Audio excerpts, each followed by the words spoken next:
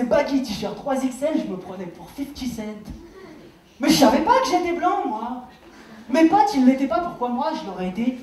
C'est un jour un pote, il m'a dit, il me fait, mais Lionel, tu sais que t'es blanc? J'ai dit, arrête, oh. Gilbert, il m'a dit, oui, Gilbert, c'est son nom. Gilbert, c'est mon... Oh, il s'appelle Gilbert, hein. Il m'a dit, mais fais un truc qui marche. Fais du stand-up communautaire ou sexuel. Facile. Toi, t'es là, t'es dans ta voiture, tu reviens du boulot. T'as mal au dos. Et il passe à la radio. Ferme ta gueule! Je travaille à l'usine, moi je fais les 3-8, espèce d'enfoiré, moi. Êtes-vous content d'avoir gagné le tremplin Nouveau Talent? Ouais, franchement, ça m'a fait super plaisir parce que d'un côté, ça te permet d'avoir un jury qui a un regard sur toi, donc pour voir aussi si tu as des bonnes qualités, si tu es assez professionnel dans ce que tu fais. Et puis vu que je l'ai remporté, voilà, déjà de participer, ça m'a fait plaisir, mais de le remporter, c'est encore mieux. Ouais, je suis super content. Non, et puis ce que j'ai aimé chez ce vieux, c'est qu'on a pu vraiment parler à cœur ouvert. À un moment, il parlait plus forcément parce que le cœur était vraiment vert.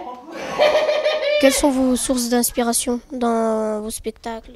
Un peu comme tous ceux de ma génération, c'est Gad Elmaleh, Jamel Debbouze.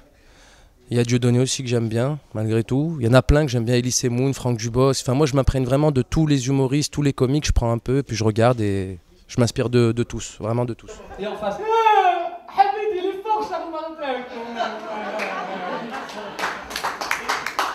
Comme quoi, je me dis, on nous raconte vraiment des conneries. Hein. D'ailleurs, c'est ce que je viens de faire, désolé. Mais en tout cas, merci de m'avoir écouté.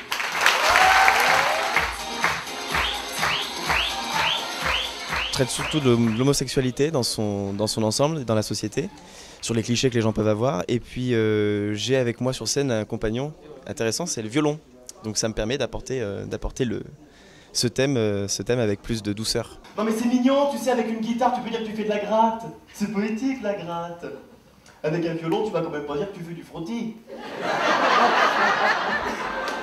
Travaillez-vous en collaboration pour la création de vos spectacles? Oui, je travaille avec Nao, c'est ma metteur en scène, qui est une humoriste, ça fait 20 ans qu'elle fait ce métier. Et voilà, on s'est rencontrés, elle m'a proposé de travailler ensemble. Et ça a été un très très gros coup de pouce. Entre nous, comme pour prouver que c'est bien vrai. Et c'est comme ça que systématiquement, à chaque repas de famille, ma grand-mère me demande « Tu nous montres un petit morceau ?» Alors pardonnez-moi, mais moi j'ai presque envie de lui répondre « Tiens ton morceau !» Pour les fiançailles, elle m'a demandé de lui offrir une bague de la valeur de mon amour pour elle.